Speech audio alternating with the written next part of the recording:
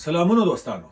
بالاخره د طالبانو اسلامي امارت د هیواد خوا په رسمیت وپیژندل شو. هغه داسې یو هیواد چې ډېر مقتدر هیواد دی او د ملګرو ملتونو د امنیت په شورا کې غړیتوب لري.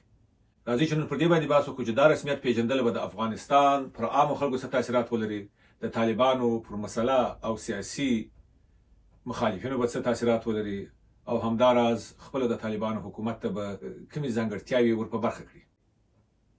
لکه څنګه چې خبره است، د افغانستان اسلامي امارت 4 کاله هیچا او هیڅ هیواد په رسمیت ونه پیژندي. ولې ونه پیژندي؟ دا خپل دلایل لري.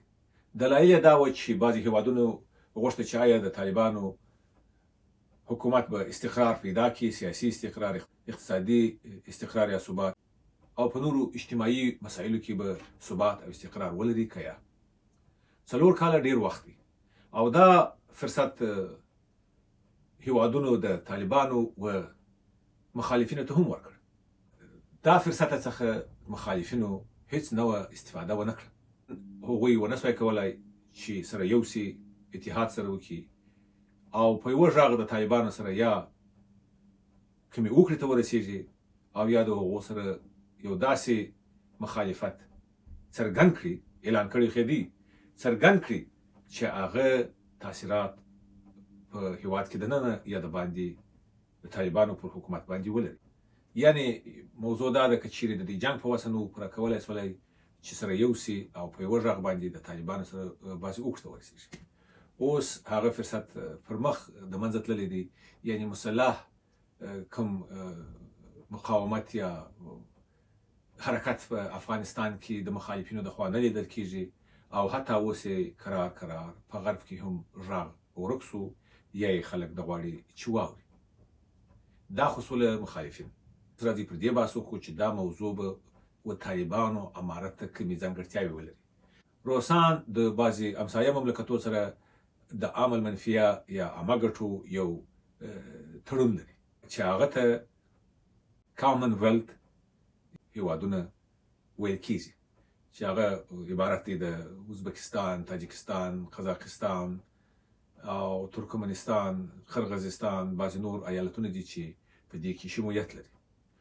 زما یقین دا دی چې دا مملکتونه او دا هیوادونه به ډیر ژر د طالبانو حکومت یا د طالبانو اسلامي امارت په رسمیت وپیژني، چې دا په خپله و طالبان ته ډیره سیاسي ځانګړتیا لري او سیاسي پیشرفت دی. په بله اصطلاح یو سیاسي انقلاب دی. طالبانو د جمهوریت څخه او د ناټو د قواو څخه جګړه وګټله او د سیاسي پلوه یې په دوحه کې و خپل افغاني پلو ته او امریکایانو ته ډېره لویه ماته ورکړله. یعنې په اصطلاح هغوی خطا ایستله یا هغو ته یې داسې یو بیان وکړه چې موږ به د افغاني لور سره مذاکرات کوو، مشترک حکومت به جوړوو. بالاخره چې هغو خپلې قواوې راکمې کړلې او پر افغاني لور یې سلاوې بندې کړلې. افغانستان جمهوریت په خپل منځ کې راوشړېدی، ځکه چې پایې یې ډېرې کمزورې وې او د منځه ولاړې. دا دوه ځایه خو د طالبانو اسلامي امارت کامیابه سو چې توده جګړه یې وګټله، ډیپلوماسي یې وګټله، په دوحه کې جوړ حکومت او د هغه ټولې زیرمې په لاس ورغلې. د 4 کاله انتظار او حوصلې وروسته طالبان وښوله چې دوی کولی سي چې خپل منځ کې اتحاد برقراره وساتي او همداسې امنیت برقراره وساتي او د هرې خوا چې پیدا کوي د خپلې چارې د عسکرو تنخواوې بعضې کوچنۍ پروژې هم مخته بوځي. اوس موضوع دا ده چې بالاخره به نو څه کېږي او عامو خلکو به څه تاثیر وي. زه داسې فکر کوم که چیرې طالبان وکولی سي و تعلیم ته مخه وکړي، یعنی پر خلکو باندې سرمایه ګذاري وکړي چې خلک تعلیم یافته کړي او خپل وګړي تعلیم یافته کړي په عصري تعلیم سره. زه فکر نه کوم چې په افغانستان کې د دیني لارې نور کوم ضرورت وي چې خلکو ته نور هم هدایت وسي. د ډېر کوچني څخه نیولې تر سپین ږیرو پورې په دیني مسایلو پوه دي او په خپل ایمان کې مستحکمه دي او خپل د دین لارې ورمعلومې دي. مدرسې او ملایان هم ماشاءالله بیخي ډېرې دي. که دوی وکولی سي چې عصري علومو ته توجه واړوي، د دې دپاره یو ډېر غټ پرمختګ را روان دی. که چیرې دوی وکولی سي پر زیرمو باندې کار وکړي، ولې چې داسې ویل کېږي چې په افغانستان کې په ټریلیونو ډالرو تر مځکې لاندې زیرمې شته، معدنونه شته. که دوی وکولی سي دا معدنونه راوباسي یا په اصطلاح استخراج کړي، نو دا معدنونه کولی شي د افغانستان ټول وګړي داسې کړي لکه د سعودي عربستان یا اماراتو یا قطر، چې ضرورت راته نشته چې ښځې سبق ووایي، هغه په خپلو ایجابو کې په ډېر لوکسو فیشني شاپینګ سنټرو یا مالونو کې چکرې وهي، ډاکټران او نرسانې د غرب ورته را روانې دي او خلک یې هم داسې خاص تعلیم نه لري، د اوبو پر ځای پیسې د ځمکې څخه ورته راوځي. نو دوی په دې توانېدی چې خپل ملک هم جوړ کړي، خپل خلک هم کرار تعلیم یافته کړي.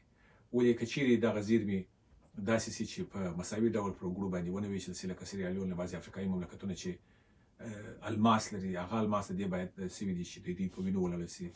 بعضې خلک یې په غلا او په قاچاق په فساد پیدا کوي، بیا ډلې جوړوي، د ډلو څخه ټوپکوال جوړوي، ټوپکوال بیا راځي په خپل سر باندې معدنونه کیني او پیسې اخلي او جنجالونه ډېر غټ دي.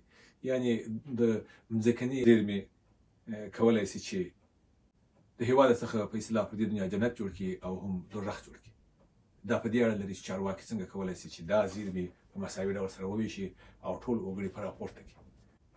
نننۍ ویډیو څخه او د دې څخه مطلب دا دی چې طالبان بالاخره 4 کاله بعد د یو لوړ باقدرت هېواد لخوا په رسمیت وپېژندل شوله او دا رسمیت پیژندله د مخالفینو دپاره بس اخر ټکی دی. که چیرې طالبان وکولی سي چې په صحیح ډول سره زیرمې راوباسي او هغه په مساوي ډول سره پر خلکو وویشي او پر عمل منفیه پروژې باندې مصرف کړي، دوی به لکه د ظاهرشاه حکومت در 40 کاله لا هم ډېر دوام وکړي.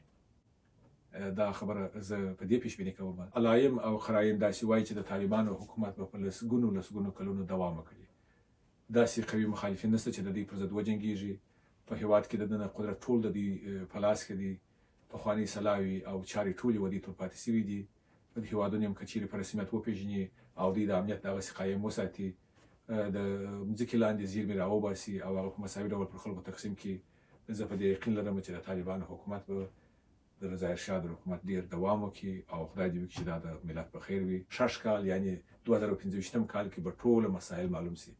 که چیرې د طالبانو حکومت نورو خلکو هم په رسمیت وپېژندي او طالبان د یو همسایه هېواد سره یا پاکستان یا ایران چا سره په جنګ اخته نه شوله، د هغسې امنیت ساتلی وو، نو دوی کولی سي چې ډېر پرمختګ وکړي او د دې پرمختګ امید داسې لرمه چې د افغانستان د خلکو د پرمختګ سبب هم وګرځي.